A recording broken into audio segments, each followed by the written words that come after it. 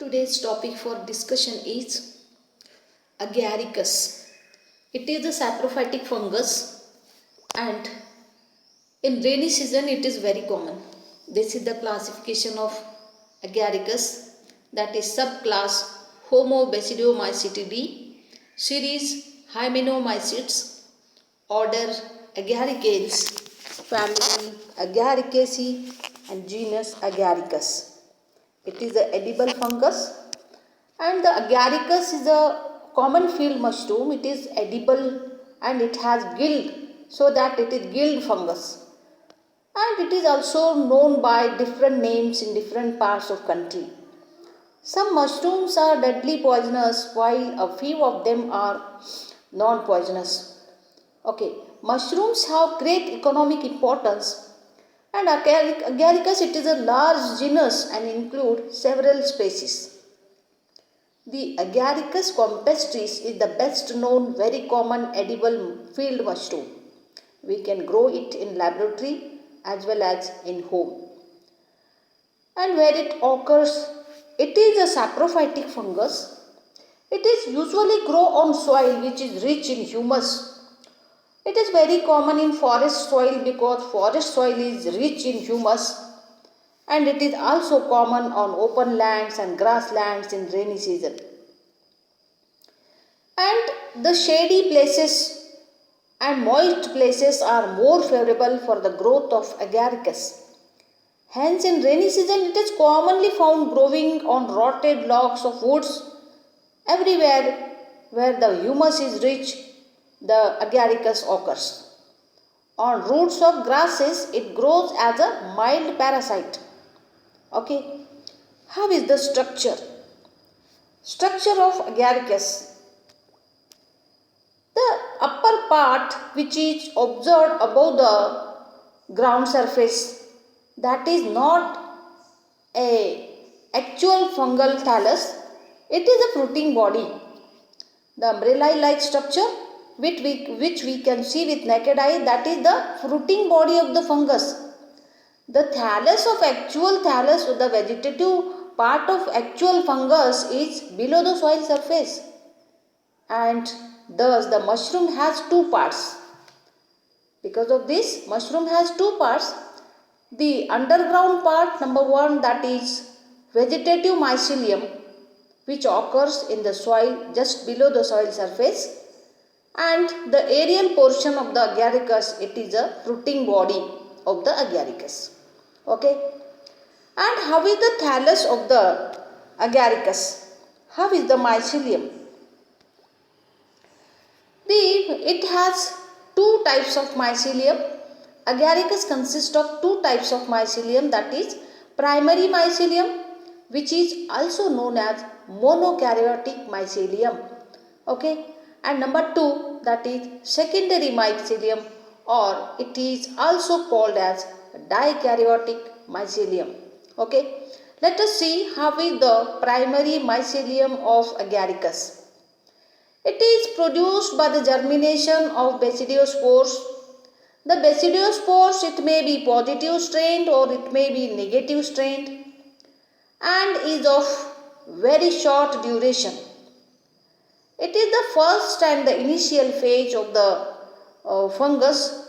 It is either positive strained or negative strained. The primary hypha, it may be positive strained or it may be negative strained. The hyphae are septate, containing oil globules, vacuoles, and they are uninucleate. Because of the presence of septa, they are uninucleate. Each compartment of hypha is having single nucleus. The septa are centrally perforated. Okay, pore is there. In the septa, there is pore. Because of the presence of the pore, there is mutual communication of cytoplasm takes place in the hypha. Hyphae are septate. And how is the secondary mycelium, or it is also known as dikaryotic mycelium. Di means two. The nucleus, there are two nuclei in each compartment, in each cell of the secondary hypha. The primary mycelium grows just below the soil surface, While growing, some of the hyphae come together and twist around one another. They twist to each other and they form a thick rope-like structure which is called as rhizomorph.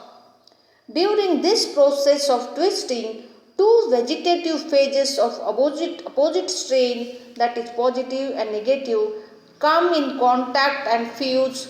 The fused walls at the point of contact dissolve and the nucleus from one hypha passes into the adjacent cell of other hypha.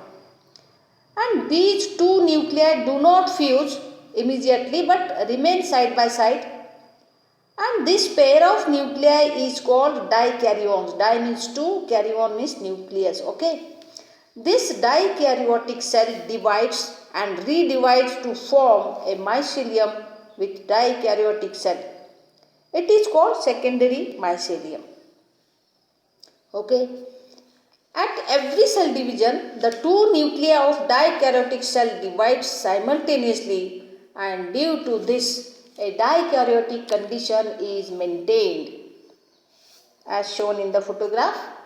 And this process of conversion of primary mycelium into secondary mycelium is called as diplodization, or the phenomenon is also called as dikaryotization. Okay. This takes place due to somatogamy. What is somatogamy? Fusion between two vegetative cells or fusion between two vegetative hyphae of one positive strained hypha, another is negative strained hypha. In this way, the dikaryotic mycelium is developed or the secondary mycelium is developed. How is the secondary mycelium? It is long-lived. It forms a branching network of hyphae under soil surface. The transverse septa is perforated. The hyphae traverse the soil.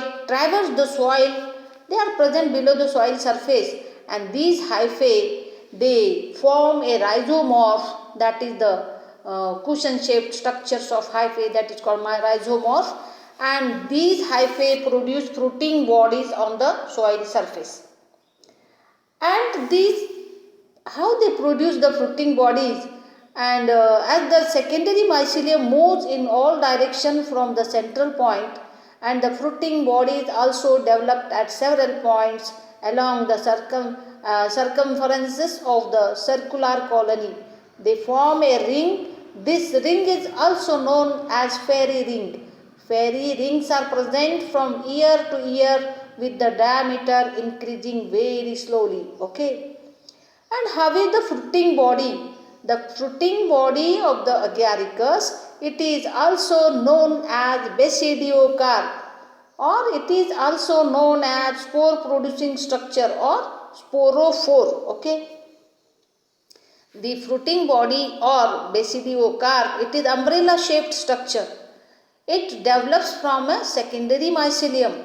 The young basidiocarp arise as a small knob-like swelling from the hyphae of secondary mycelium which are present below soil surface.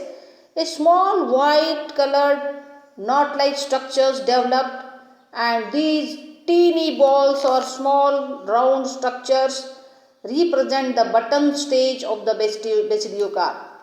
The button grows upward and becomes aerial. Within a short time, button develops into a basidiocarp or fruiting body. It is umbrella shaped.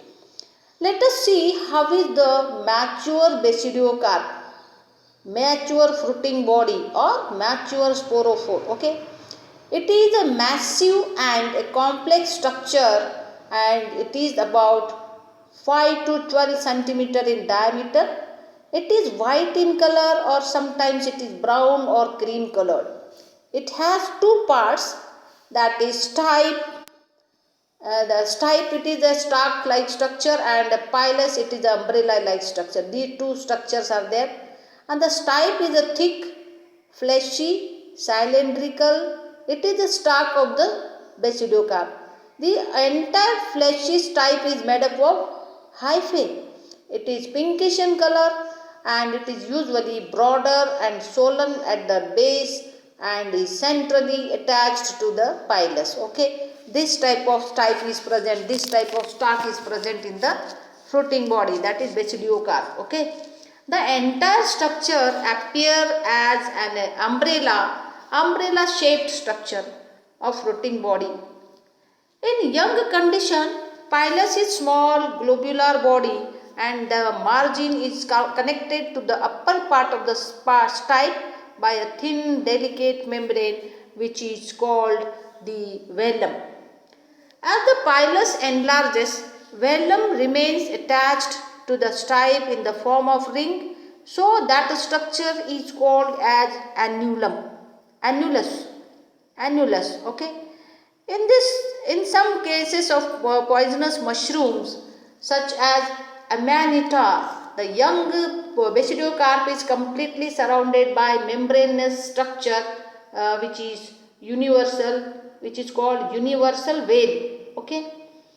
When the pilus expand, the universal veil breaks up in such a way that a cup-shaped covering is left at the base of the stipe. It is called volva. VOLVA, volva, and it is a characteristic feature of poisonous mushrooms. Okay. The mature pilus, that is umbrella shaped structure, is a large, more or less dome shaped, and it is fleshy, white and white colored, or sometimes in some cases it is cream color. It is the part of mushroom, that is fruiting body, and on its lower surface there are many membranous gills are situated. The gills are vertical plate like stripes, and that are called gills, also they are called as lamellae, and they hang down in vertical position. Okay, as shown in the photograph. Gills are shown in the picture. And the gills are formed by the extension of hyphae of pilus. All the gills are not of same size. They are long while some are short. They alternate to each other. In the young condition, they are fresh colored or light pink colored, and young gills are compactly arranged while the mature gills are loosely arranged. This is the difference.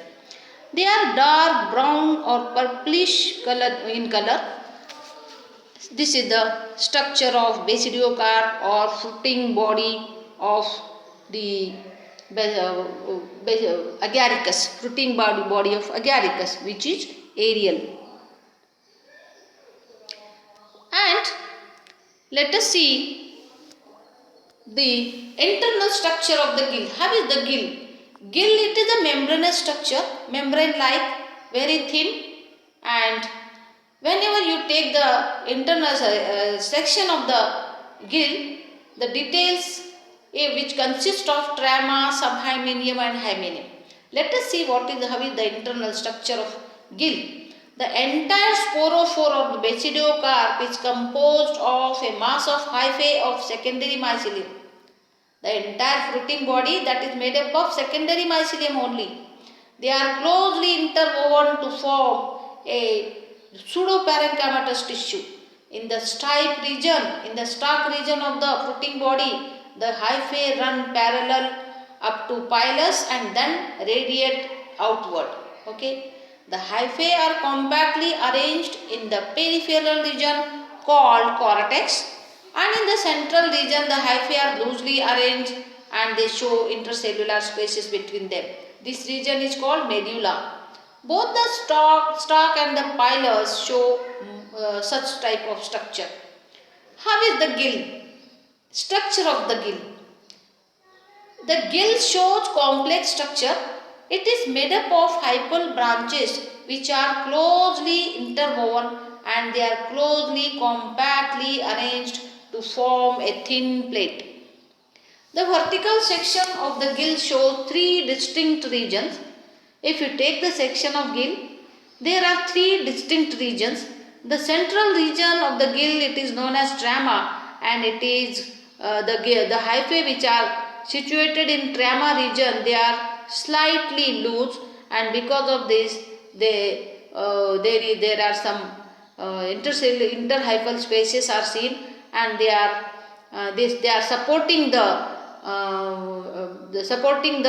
neighbor, that is subhymenium layers to both sides. Okay, what is subhymenium? Subhymenium, this is also made up of the hyphal threads, but the hyphae are somewhat slightly thickly populated in comparison to trama, and these hyphae also sterile hyphae, and they give support to the developing fertile hyphae, that is hymenium. Okay, and what is hymenium? It is the fertile layer which is present on both the side of gills, and the hyphae are placed at right angle to the surface of the gill, and it is made up of two types of cells. Okay, hymenium, it is a very the hyphae in the hymenium, they are very compactly arranged, and these are all the hyphae in the hymenium, they are fertile. Okay, the fertile layer, that is hymenium, that produces a series of club-shaped basidia. Basidia are club-shaped structures. Many basidia are developed on both the side of the gills, and each basidium is club-shaped. At the tip of basidium, a small pointed structures are developed, which are 4 in number. Those structures are called as sterigmata, and these sterigmata are sterile, they are supportive in function, and at the tip of each sterigmata a spore is developed. In this way, each basidium produces 4 basidiospores. The basidiospores are very small in size, they are unicellular, soft, and out of 4 basidiospores of a basidium, 2 basidiospores are of positive strain and 2 are of negative strain. In this way, the basidia are present which are of positive and negative strain. They, after maturity, they release and they fell off from the ground, or they are carried away by air, and sometimes mostly that fell off on the same place, and in presence of moisture and in presence of enough humus in the soil, these basidiospore germinate in the soil and produces a positive strain basidium. Basidiospore produces positive strained hypha. Negative strained basidiospore produces negative strained hypha. Again, the positive strained hypha and negative strained hypha, both are primary hyphae, and when these two hyphae, they somatogametes, they fuse to each other, and a dikaryotic hypha is developed. Again, this dikaryotic hypha, which is present below the soil surface, again that produces fruiting bodies above the ground level. Okay, this is the hypha of mycelium. The dikaryotic hypha is shown in the photograph.